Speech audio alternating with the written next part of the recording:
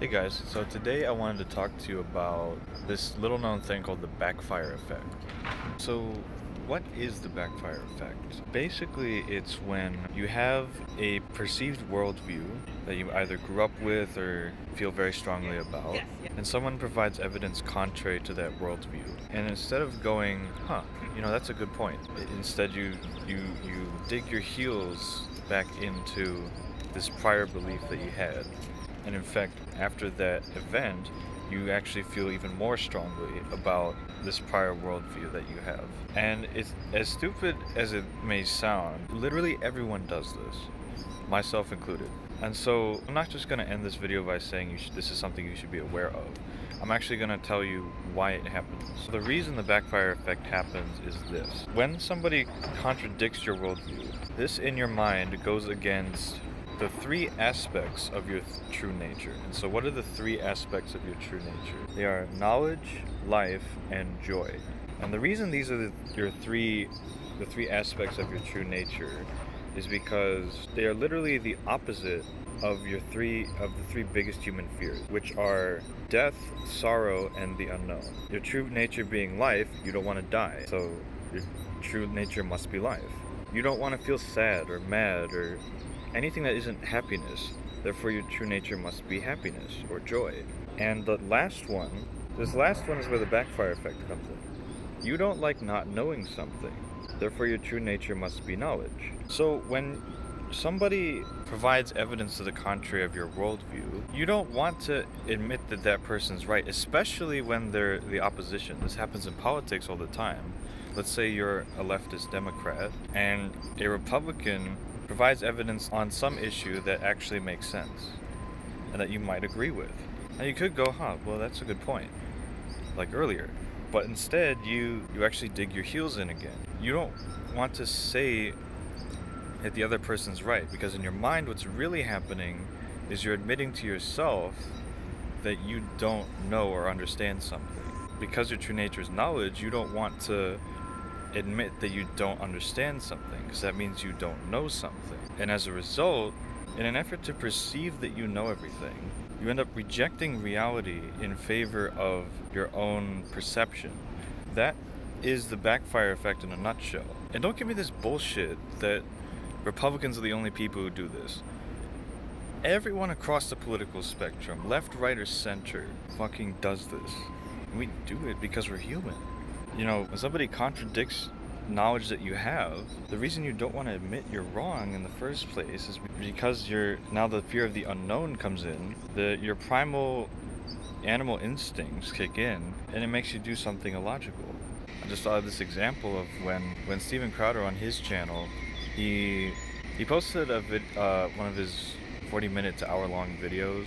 In this instance, he was sitting in front of the White House having friendly air quotes, friendly discussions with the populace about the definition of authoritarianism and if Donald Trump is actually an authoritarian leader. And in one section of the video, he actually calls this old woman over to the table and starts talking with her. And the discussion actually goes to, he has this book in front of him about the definition of authoritarianism or dictator, I forget exactly what it was. And they read through it, and Stephen actually goes into how Obama was actually very fitting of this definition. Now, you can agree with that or not. I personally don't fully agree with what he says, although there are good points to be made in either case. But the backfire effect basically happened on this woman, not immediately, but maybe like 10 minutes in.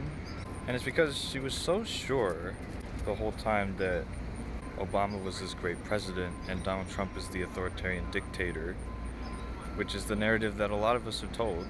Again, you can believe what you want, but because she believed that Obama couldn't be this horrible dictator type person, or that Obama couldn't be this authoritarian type of leader, the backfire effect ensued, and she actually dug her heels in. She starts speaking over Stephen as he continued to explain, and it got to the point where she kind of ended the conversation and just got up and left before Stephen could finish. And that is a prime example of the backfire effect. And I'll leave a link to the video in the description below so you can look at it for yourself, but that's basically what the backfire effect could look like. And it could happen to any of us. Again, left, right, or center, anywhere on the political spectrum, this can happen to you, so long as you have a very firm belief in something, and then somebody presents evidence to the contrary. Even if, whether it's valid evidence or not. Like if I told you tomorrow that climate change really isn't real, most of you, first of all, wouldn't believe me. And then second, your mind would find some reason to dig your heels in more deeply on that issue. And again, it goes back to that primal instinct that occurs once fear takes hold, the fear coming from the fear that you don't want to admit that you don't know something, which is a subset of the fear of the unknown. So I just wanted to make a quick video for you guys just to tell you about the backfire effect. And so be aware of it for yourself, know how it works, and be aware when it happens to other people.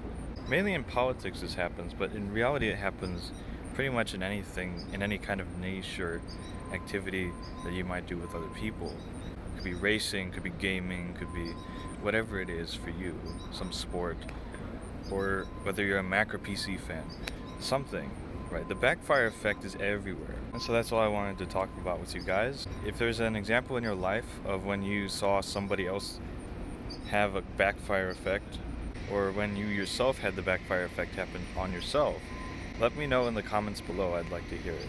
Until then, this is Arun Madhvan signing off.